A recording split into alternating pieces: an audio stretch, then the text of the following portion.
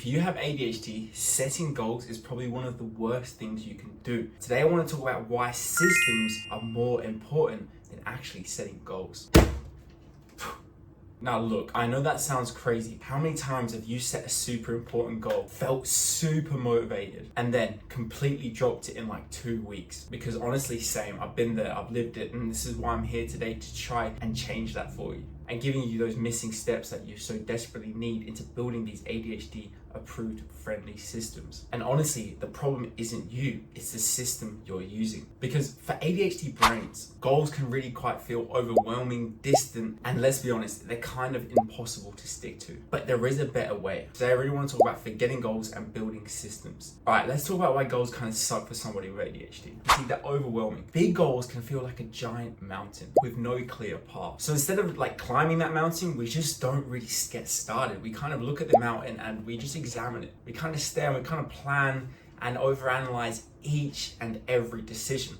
And that normally leads us into a type of ADHD paralysis or a analysis paralysis. Number two, they don't give us those instant rewards our ADHD brains are seeking. You see, ADHD brains crave the now, not one day in 6 months' time. No, they crave the now. And the thing is, no dopamine equals no motivation, which equals not achieving our goals. And it's not as simple as just forcing our way through it, forcing our will through it. As you know, with ADHD brains, a lack of dopamine is a quite significant and serious issue for us, and we deal with this on the daily. Number three, they make failure feel huge. Have you ever set a goal, missed a day, and think, yeah, well, I failed now. There's no point, I give up, I'm done. Because honestly, same, I've been there multiple times. But here's the thing, the problem isn't your discipline, motivation, or willpower. It's the goals. It's that goals don't work for our ADHD brains, or at least in the way that we're setting them up. So instead of chasing these giant abstract goals, let's actually build out our systems that are going to allow us to achieve these abstract goals. I'm not saying we're going to get rid of them forever, but for now, let's just focus on the systems. And once we build the systems, they will allow us to achieve the goals that we have our eyes on. So what are systems and how can we benefit from them? So I first of all want to look at a general goal and versus a general system that we would build. So a goal is like saying, I want to get fitter. A system is, I will do 10 minutes of exercise every morning. So do you see the shift? Instead of fixating on an end result, we're changing it to an active system, a process that we can do daily, and it also gives you something repeatable, an action you can take every day without feeling overwhelmed, without feeling like it's taking away from your day. And what I mean by that is, say for example, you're having quite a bad day and you notice that you might not be able to get in that 45 minutes of walking that you planned. Well, why not go for 10 minutes of walking? You know, we can change that system up. We don't need to do the same thing every day. We can adjust it to fit our needs. And that's the best thing about systems, is that's what we allow them to do. We allow them to change based on how we're feeling. So number one, they're going to reduce that stress for us. They're going to adapt to our energy. So we build them to adapt to our energy. And they're going to give you your daily wins. We're going to gamify them. Allow us to feel those rewards and that dopamine from achieving that activity. Because as you know, we achieve kind of at a different level to someone that is neurotypical. Someone that's neurotypical can recognize when they have done something and recognize that achievement. Someone with ADHD not necessarily is going to recognize straight away something that they have achieved. So that's why we need sometimes an external validation, or we sometimes need to internally validate that ourselves by ticking it off on a to-do list, or just by even saying to ourselves, well done, you know, you did that today. Like saying it out loud to your brain to allow yourself to understand what you have achieved. So we're going to build these systems right now in 5 steps, and you're going to do it with me. So we're going to start number one, ridiculously small. It's going to feel dumb, but if your goal is to write a book, what do you think your system should be? It should be writing daily for 10 minutes a day. Just scribbles. It can be utter nonsense. You could literally write on this page whatever, but that's going to allow you to build into writing consecutively, which is going to allow you to finish that journal or that novel or that whatever it is that you're building that book, because you're actually taking the action of writing. Because a lot of us try to think through our problems. We're very intelligent, a lot of us with ADHD, and I'm not saying that people without ADHD aren't intelligent, but I'm saying that a lot of us try to think through our problems, okay? We think that we can do it all inside here, when a lot of the times we need to actually externalize our problems and fix them that way, and actually apply and take action on what we think we are taking action on inside of here. Does that make sense? So step 2, we're going to attach this ridiculously small system to something that we already do. So for example, you get coffee every morning, you like to go sit outside. You're going to pair that, once you have your coffee, you're now going to go outside and do your 10 minutes of writing. That's your system. And that's your transition as well. The coffee is going to allow your brain to get ready into that mode of writing because you're allowing that to be a transition. For me, sometimes getting ready for doing a YouTube video or recording, I wet my face, throw some deodorant on, some cologne, and I like to feel nice and fresh. So step 3, we're going to keep it nice and flexible.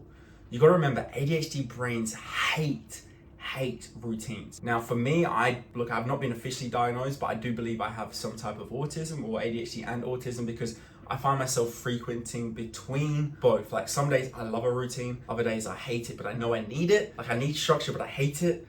It's a very big contradiction, but it's something that I struggle with a lot. So maybe you do as well. So we need to make sure that these schedules are actually flexible, that they're not rigid, that we're not going to be stuck in them and hate them. So if there is journaling or writing 10 minutes daily, if one of the days you don't feel it, just make it 2 minutes. Make it something small and actionable that you can still achieve. So just change the timing of it. It also could be, instead of doing it at 6 a.m. every day, you just make sure it happens at some time throughout the day. So it doesn't have to be at that exact time. If you've had a bad start to your day, you woke up a bit late. As we know, sometimes when we miss a time, we can get quite frustrated. So we're just gonna allow ourselves to do that at a different time of the day. Man, that fly is quick, bro. I'm gonna get that fly. If I get this fly in this video, you're gonna give me 1,000 likes. So step number 4, we're gonna track it. Now, we're gonna keep it low key. All right, so we're not gonna be making this too complicated for our ADHD brain. We're just gonna keep it nice and simple. You see, we love the visuals, okay? ADHD brains really love visual things. It's why I'm always preaching and talking about sticky notes, okay? These things, I keep them next to me, right here, all right? Use them. I use them all the time. You've seen them in my videos. They're all over my desk. These things are gonna help you keep you accountable, okay? So you're gonna write your system down onto your sticky notes so you can constantly refer back to it, okay? And this is gonna allow you to keep it in your head. You might use a whiteboard, you might use sticky notes. I personally use both, okay? I've got a whiteboard behind me there. That's tracking on my YouTube and Substack. I'll show you now. You'll see it pop up here. I've also got visual things everywhere just to keep me accountable and allow me to achieve my goals because I'm using these systems. Man. And now this is the last one. Reward yourself immediately. Every time you finish an activity, part of your system, you do your 10 minutes of writing, don't just knock it off like, yeah, everyone can do that. No, you did it. Go enjoy 10 minutes of watching your favorite video. Whatever it is that it is for you, for me it's football, but whatever it is for you that gives you that dopamine, go do it. Now look, I'm not saying go doom scroll or go do drugs or go do bad things, okay? Obviously try to keep it healthy, but still reward yourself. Allow yourself to relax. Allow yourself to take 5 minutes just to be like, okay, I did that.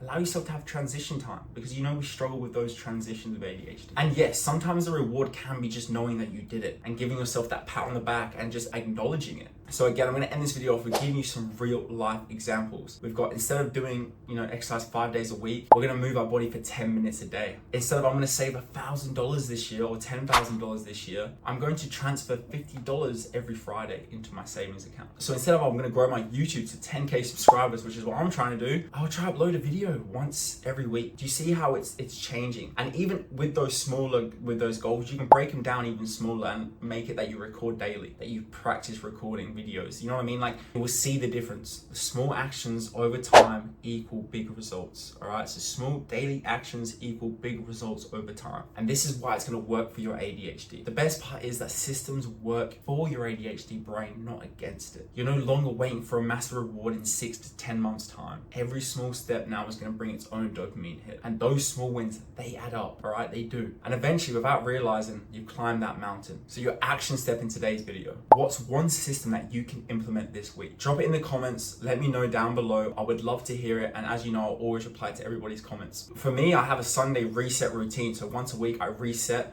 On a Sunday, I get my desk clean. I get my bathroom, my toilet, everything clean. I just like to take Sunday to chill and reset and plan for the rest of my week. If this helped you today, share it with someone who needs to see this, guys. A lot of us don't get to see this content, and if you are lucky enough to come across a video like this, share it to someone who could really benefit from it. And obviously, if you're not already subscribed, hit that subscribe button. I drop these weekly, guys, and we'll be dropping one video a week of ADHD insights, of content that's gonna hopefully change your life and allow you to accept yourself and accept your ADHD. Until next time, keep staying strong, keep pushing through. I know how it is, and I'll catch you on the next one. Peace. Oh, and PS, if you're still here, check out my newsletter. I'll leave it linked down below. Bye.